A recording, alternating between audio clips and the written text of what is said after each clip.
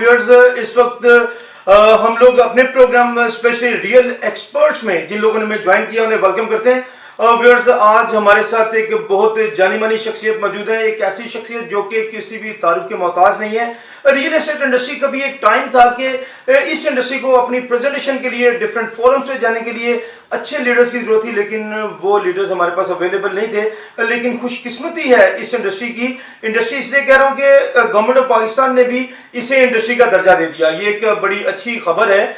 तो व्यूअर्स, इस इंडस्ट्री को एक गोहरे नायाब मिला। लाहौर में जो फेडरेशन ऑफ रियल्टर्स लाहौर के मौजूदा प्रेसिडेंट हैं चौधरी ताहिर मसूद साहब, वो मेरे साथ मौजूद हैं। उनसे हम लोग बातचीत करेंगे और जो relief package government of Pakistan ने अनाउंस किया उसके हवाले से बातचीत करेंगे। अस्सलाम वालेकुम चौधरी साहब। वालेकुम सलाम। चौधरी साहब, कैसे हैं आप? अल्लाह का शुक्र जी। चौधरी साहब, सबसे पहले तो आपको तो जो लोग देख रहे हैं सारे लोग बड़े अच्छे अंदाज में आपसे वाकिफ हैं, आपकी सर्विसेज, आपकी खिदमत। अगर उनका जिक्र किया जाए तो एक तारीख बड़ी बड़ी मिलती है कि आपने तमाम रियल्टर्स को इकट्ठा किया, उन्हें लेके साथ चले। इस वक्त सर गवर्नमेंट ऑफ पाकिस्तान ने एक पैकेज अनाउंस किया रियल्टर्स के लिए, रियल एस्टेट इंडस्ट्री के लिए और कंस्ट्रक्शन इंडस्ट्री के लिए। उसमें सर बहुत से लोगों को तो पता है कि ये चीज़ आ गई, उसमें ये सीवीटी हो गया, उसमें स्टाम्प ड्यूटी पे ये हमें फेवर्स मिल गई, लेकिन ऑर्डिनरी बहुत से डीलर्स ऐसे उन्हें एक्चुअल अभी तक पता नहीं चल सका कि व्हाट इज दिस पैकेजेस, ये पैकेज है क्या। तो काइंडली आप जरा आसान लफ्जों में इसे एक्सप्लेन कीजिएगा कि ये पैकेज है क्या। बिस्मिल्लाहिर्रहमानिर्रहीम। फरूक भाई, पहले तो आपका और आपके चैनल का शुक्रिया जी, आपने मौका दिया कि हम अपनी राय जो हमारी कम्युनिटी है उनके लोगों तक पहुंचा सकें। देखें, ये पैकेज नो डाउट इसमें कॉम्प्लिकेटेड एक पैकेज है जिसमें कोई आम आदमी को समझना थोड़ा सा मुश्किल है। इसमें जो की पॉइंट्स हैं मैं आपको बता देता हूँ। सबसे पहले इसमें जो मेन हमारी कम्युनिटी के लिए फ़ायदा है कि कोई भी इन्वेस्टर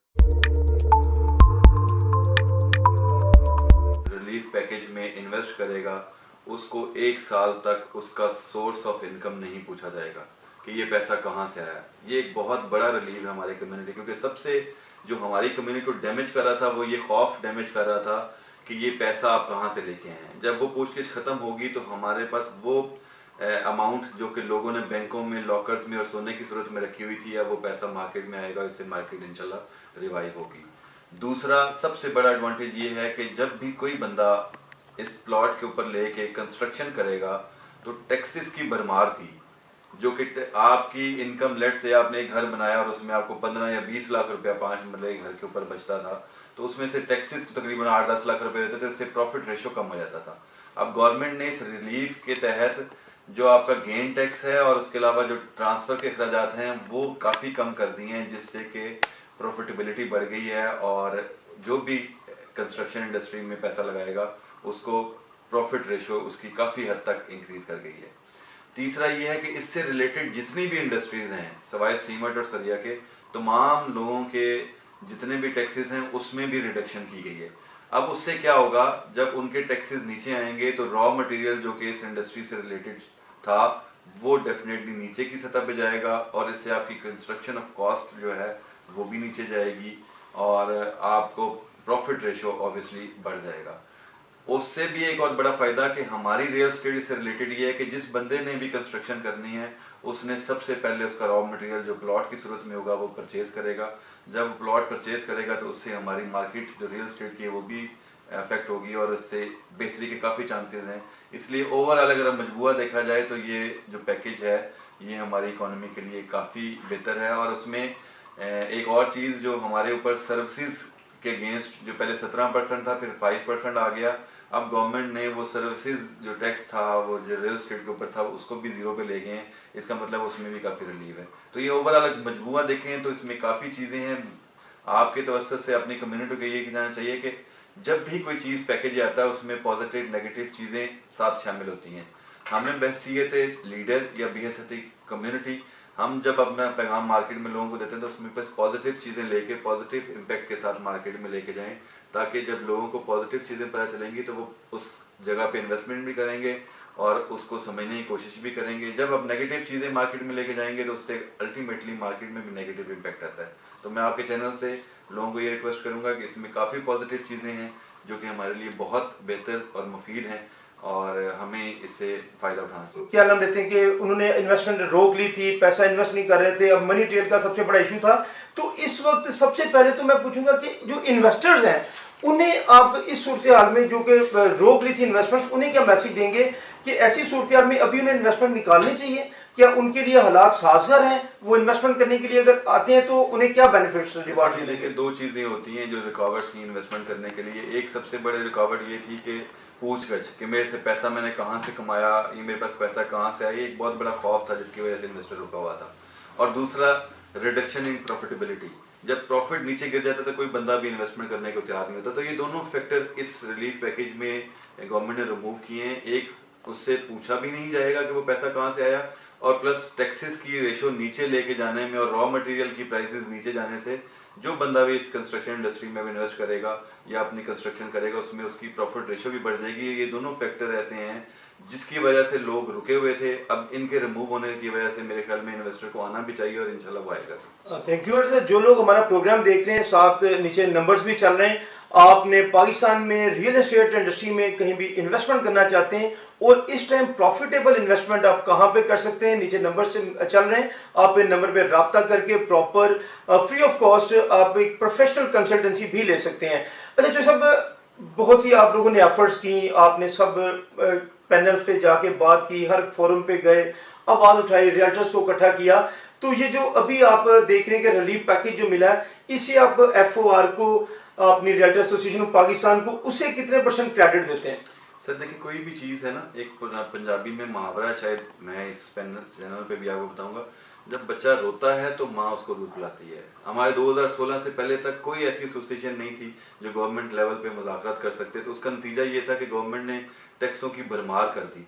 एसोसिएशन या पाकिस्तान फेडरेशन के आने के बाद टैक्सेस की रेशो में भी खातिर ख्वाह कमी आई है ना, हमने बढ़ने दिया हम टैक्सेस को।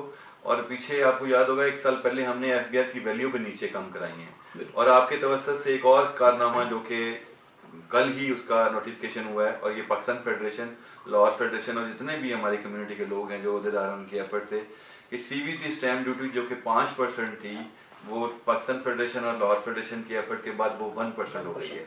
और वो 1% आने के बाद मुझे कभी उम्मीद है कि वो प्लॉट जो कि 10 लाख रुपए पे ट्रांसफर होता था अब वो राउंड अबाउट 5.5-6 लाख रुपए पे ट्रांसफर होगा। इट्स मीन के 35-40% रिडक्शन आ गई है टैक्सेस में। तो ये तमाम की तमाम जो पाकिस्तान फेडरेशन है और हमारी लाहौर फेडरेशन और जितने भी लोग इस कम्युनिटी से रिलेटेड हैं, लाहौर की जितनी भी एसोसिएशंस हैं, उन तमाम की मेहनत है इसमें, और मैं उनको मुबारकबाद देता हूँ कि ये एक बहुत बड़ी अचीवमेंट है जो कि हमने अचीव की है। अच्छा जो साहब, थैंक यू, और आपको भी बड़ी ज़्यादा मुबारक हो। ये बड़ी आपकी एफर्ट्स, आपकी मेहनतें काविशें रंग लेके आई हैं। अल्लाह ताला फ्यूचर में भी आपको कामयाबियाँ दे। अच्छा जो सब लास्ट में अपनी जो डीलर्स कम्युनिटी है, जो कि बहुत से लोग इस इंडस्ट्री से आउट भी हो गए थे और बहुत से डेड अभी घरों में बैठे हुए और बहुत से मायूस भी थे, और दूसरे बहुत जो लोग जो इस टाइम पैशनेट हैं, काम भी कर रहे हैं, अपनी रियल एस्टेट जो बरादरी है उसे आप कम्युनिटी को क्या मैसेज देते हैं? सर जी इसमें सबसे पहले चीज़ है कि अपना हम हर चीज़ बीइंग अ मुस्लिम अपनी किस्मत पे डाल देते हैं। देखें किस्मत भी बहादुर लोगों का साथ देती है। जब आप डर के घर में बैठ जाएंगे तो एफर्ट नहीं करेंगे तो उसका रिजल्ट कभी भी नहीं आएगा। जब आप एफर्ट करते हैं, हमारे जो अभी ग्रेट लीडर हैं वज़ीर आज़म साहब, मुझे हज़ार इख्तलाफात होंगे लेकिन एक चीज़ उनकी बहुत अच्छी है, वो कहते हैं dream bigger and work for it. जब आप बड़ा ख्वाब देखते हैं और उसके लिए काम करते हैं तो अल्लाह मियाँ भी आपकी मदद करता है। घर बैठे कभी भी ख्वाब नहीं पूरे होते। जब आप मार्केट में आएंगे, आपके चैनल से मैं ये लोगों को ऑब्वियसली रिक्वेस्ट भी करूंगा, अपने इन्वेस्टर्स को भी और ख़ुद भी एक पॉजिटिव एटीट्यूड के साथ मार्केट में आएँ, आप मेहनत करें, एक बड़ा ख्वाब देख के अपने उस ख्वाब की तकमील के लिए जब आप मेहनत करेंगे तो ये छोटे छोटे टारगेट्स तो इंशाल्लाह आपको अचीव हो जाएंगे। और जब आप बिल्कुल अपने दिल में एक शिकस्त को जहन में रख के घर बैठ जाते हैं तो मेरे ख्याल में उसका रिजल्ट कभी भी नहीं आएगा। जब भी आप एफर्ट करते हैं उसका रिजल्ट वो ज़ात आपको ज़रूर देती है। और मैं आपके तवज्जो से लोगों को यही कहूँगा, एक तो ये जो वबा है अल्लाह करे कि ये जल्द से जल्द ठीक हो। और रमज़ान आने वाला है, तमाम लोगों से आपके चैनल के ज़रिए रिक्वेस्ट करूँगा कि तमाम लोग दुआ करें कि ये वबा जल्द से जल्द ख़त्म हो और हम तमाम लोग अपने ऑफिस में जाके अपने बच्चों का रिस्क कमाएँ।